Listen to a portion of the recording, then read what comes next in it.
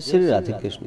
आप सभी का हमारे YouTube चैनल पे बहुत बहुत स्वागत है। आइए सुनते हैं सूर्य ग्रहण की कथा। और आज जो कि 25 अक्टूबर 2022 दिन मंगलवार सूर्य ग्रहण भी है, तो जानेंगे सूर्य ग्रहण में सूतक काल का क्या समय होगा और सूर्य ग्रहण कहाँ कहाँ लागू होगा, ग्रहण के दौरान किन कार्यों को नहीं करना चाहिए, किन बातों का ध्यान रखना चाहिए और फिर किन वस्तुओं का दान करना चाहिए, तो जानेंगे इन सब के बारे में। इस बार सूर्य ग्रहण जो कि 25 अक्टूबर 2022 दिन मंगलवार को है।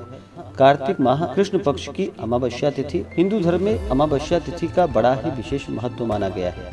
अमावस्या तिथि में गंगा स्नान करना, दान पुण्यों का कार्य करना, यह सब बड़ा ही पुण्य फलदायक माना गया है। और अमावस्या तिथि के दिन अपने पितरों के निमित्त श्राद्ध, तर्पण, दान आदि का कार्य करना, यह सब पुण्य फलदायक होता है। हालांकि अभी सूर्य ग्रहण है, तो सूर्य ग्रहण के दौरान जैसे कि मंदिरों के कपाट इस दौरान बंद रहते हैं, भगवान की मूर्ति आदि को स्पर्श नहीं करना चाहिए, पूजन आदि का सूतक काल के समय में कार्य नहीं करना चाहिए, तो इन बातों का ध्यान रखना चाहिए। इस बार मंगलवार के दिन सूर्य ग्रहण है और आज जो कि अमावस्या तिथि है और मंगलवार दिन है।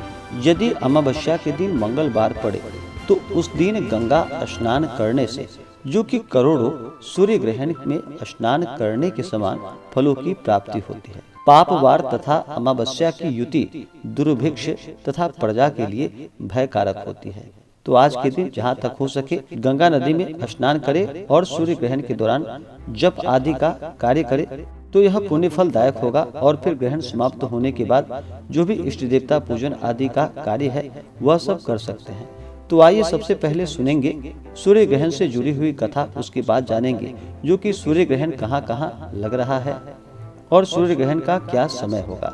अगर आप सूर्य ग्रहण अमावस्या तिथि के उपलक्ष्य में दान पुण्यों का कार्य करना चाहते हो, तो आप अपने श्रद्धा और सामर्थ्य के अनुसार हमें डिस्क्रिप्शन में जा करके वहां से गूगल पे, फोन पे या अकाउंट नंबर के माध्यम से आप अपने श्रद्धा और सामर्थ्य के अनुसार हमें ब्राह्मण दक्षिणा प्रदान कर सकते हैं। तो आइए सुनते हैं सूर्य ग्रहण की कथा। तो बोलिए प्रेम से भगवान विष्णु की जय, सर्वदेवी देवता की जय। सूर्य ग्रहण से जुड़ी हुई कथा के अनुसार जब समुद्र मंथन के समय अमृत निकला था, तो देव और राक्षसों में उसे पहले पाने के लिए जो कि लड़ाई होने लगी। राक्षसों ने उस अमृत को छीन लिया था और वे सबसे पहले उसे पीकर अमर हो जाना चाहते। तब भगवान विष्णु ने जो कि मोहिनी रूप धारण करके उस अमृत कलश को प्राप्त कर लिया। फिर उन्होंने राक्षसों को समझाया कि देवों और तुमने साथ मिलकर इस अमृत को प्राप्त किया है, इसलिए दोनों को ही इसे प्राप्त करने का अधिकार है। मोहिनी स्वरूप में भगवान विष्णु ने कहा कि वे पहले देवताओं को अमृत पान करवाएंगे, उसके बाद असुरों की बारी आएगी। इसके लिए असुर मान गए। असुर और देव अपनी अपनी पंक्ति में बैठ गए। भगवान विष्णु देवताओं को अमृत पान फिर कराने लगे। इसी बीच एक राक्षस को लगा कि उन्हें अमृत नहीं मिलेगा, इसलिए उसने देवता का रूप धारण कर देवताओं की पंक्ति में जाकर वह बैठ गया। जब उसकी बारी आई तो भगवान विष्णु ने उसे देवता समझकर अमृत पिलाने लगे। उसी दौरान चंद्रदेव और सूर्यदेव उसका भेद समझ गए और भगवान विष्णु को बतलाया कि आप जिसे अमृत पान करा रहे हैं वह जो कि असुर है। यदि असुर अमर हो जाता है तो अनर्थ हो जाता है, इसलिए भगवान विष्णु ने अपने चक्र से उसका सिर धड़ से अलग कर दिया। उस अमृत के प्रभाव से वह असुर मरा नहीं, उसका सिर एवं धड़ जीवित रहा। वही राहु और केतु के रूप में छद्म ग्रह बन बैठा। हर वर्ष जो कि राहु और केतु सूर्य और चंद्रमा को ग्रास करने के लिए आते हैं, इसलिए हर वर्ष चंद्र ग्रहण एवं सूर्य ग्रहण लगता है। तो यह थी ग्रहण लगने की पौराणिक कथा।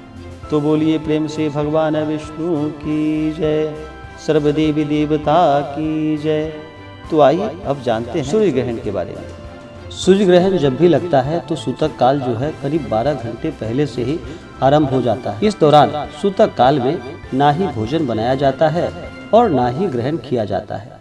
हालांकि जो बीमार, वृद्ध और गर्भवती महिलाएं हैं उनके लिए इस तरह का नियम लागू नहीं होता है। यदि भोजन पहले से बना रखा है तो उसमें तुलसी दल या कुसा, जो एक प्रकार का घास होता है, उसे डाल देना चाहिए, तो उस पर ग्रहण का प्रभाव नहीं पड़ता है। तुलसी के पत्ते के कारण दूषित वातावरण का प्रभाव जो कि खाद्य वस्तुओं पर नहीं पड़ता है। सूतक लगने के साथ गर्भवती महिलाएं विशेष रूप से यह ध्यान रखें कि सूतक काल से लेकर के ग्रहण पूरा होने तक घर से ना निकले और अपने पेट के हिस्से पर गेरू लगा करके रखें। सूतक काल से ग्रहण काल समाप्त होने तक गर्भवती स्त्रियां किसी प्रकार की नुकीली वस्तुओं का इस्तेमाल बिल्कुल भी ना करें। सूतक काल में घर के मंदिरों में भी पूजा पाठ नहीं करना चाहिए। इसके स्थान पर आप स्नान करें और मानसिक जप आदि का कार्य कर सकते हैं। ग्रहण के दौरान शुद्ध और सात्विकता का पालन करना चाहिए। इस दौरान ब्रह्मचर्य का पालन करना चाहिए। मन ही मन भगवान का स्मरण करना चाहिए, जप आदि का कार्य करना चाहिए। इससे लाभ की प्राप्ति होती है। और फिर ग्रहण के दौरान गंगा आदि में स्नान करनी चाहिए और फिर ग्रहण समाप्त होने पर जहाँ तक हो सके दान पुण्यों का कार्य करना चाहिए। इससे पुण्य फलों की प्राप्ति होती है। इस बार कार्तिक महीने में लगने वाला सूर्य ग्रहण जो कि 25 अक्टूबर 2022 दिन मंगलवार को, जो कि खंड सूर्य ग्रहण भारत में ग्रस्तास्त्र सूर्य ग्रहण के रूप में दृश्य होगा। यह ग्रहण यूरोप, मध्य पूर्व, उत्तरी अफ्रीका, पश्चिमी एशिया, उत्तरी अटलांटिक महासागर, उत्तर हिंद महासागर में दृश्य होगा। भारत में यह ग्रहण दिन में सूर्यास्त के पूर्व प्रारंभ हो जाएगा। यह भारत के अधिकांश जगहों पर देखा जा सकेगा, किंतु अंडमान और निकोबार द्वीप समूह और पूर्वोत्तर के कुछ भागों जैसे कि आइजॉल, डिब्रूगढ़, इम्फाल, ईटानगर, कोहिमा, शिवसागर, सिलचर, तमेलांग में ग्रहण नहीं देखा जा सकेगा। सूर्यास्त होने के कारण ग्रहण का मोक्ष जो कि भारत में दृश्य नहीं होगा। तो आइए जानते हैं ग्रहण कब से कब तक है। मैं कुछ जगहों का नाम बता रहा हूँ। वैसे सूर्य ग्रहण जो कि शाम 4:32 से आरंभ है और लगभग जगहों पर जो कि शाम 5:45 तक लगभग जगहों पर सूर्य ग्रहण का समय होगा। और जब से ग्रहण आरंभ होता है उससे 12 घंटे पहले ही जो कि सूतक काल आरंभ हो जाता है। इस दौरान पूजन आदि का कार्य बिल्कुल भी नहीं करना चाहिए। मूर्ति आदि का स्पर्श नहीं करना चाहिए। मंदिरों के कपाट जो कि सुबह से ही बंद रहेंगे और फिर शाम 6 बजे के बाद ही मंदिरों के कपाट खोले जाएंगे और जो भी संध्या आरती का कार्य है वह कार्य किया जाएगा। सूर्य ग्रहण प्रारंभ समय जो कि कुछ जगहों का मैं नाम बता रहा हूँ, जैसे कि बेंगलोर में शाम 5:12 से आरंभ होकर के शाम 5:56 पर इसका समापन होगा। भोपाल में आरंभ शाम 4:42 और समाप्ति शाम 5:47। दिल्ली में जो कि शाम 4:29 पे आरंभ है और इसकी समाप्ति शाम 5:42 पे। कोलकाता में जो कि शाम 4:42 आरंभ है और समाप्ति शाम 5:04 पे। पटना में जो कि आरंभ समय शाम 4:43 और समाप्ति शाम 5:24। जयपुर में ग्रहण प्रारंभ समय जो कि शाम 4:32 और समाप्ति होगी शाम 5:50। विजयवाड़ा में जो कि आरंभ समय शाम 5:03 और समाप्ति शाम 5:40। अहमदाबाद में आरंभ समय शाम 4:38 और समाप्ति शाम 6:06। इलाहाबाद में जो कि आरंभ समय शाम 4:41 और समाप्ति शाम 5:27। अमृतसर में आरंभ समय जो कि शाम 4:20 और समाप्ति शाम 5:48। भागलपुर में आरंभ समय जो कि शाम 4:45 और इसकी समाप्ति जो कि शाम 5:07 पे। इस प्रकार से कुछ शहरों का यह नाम है।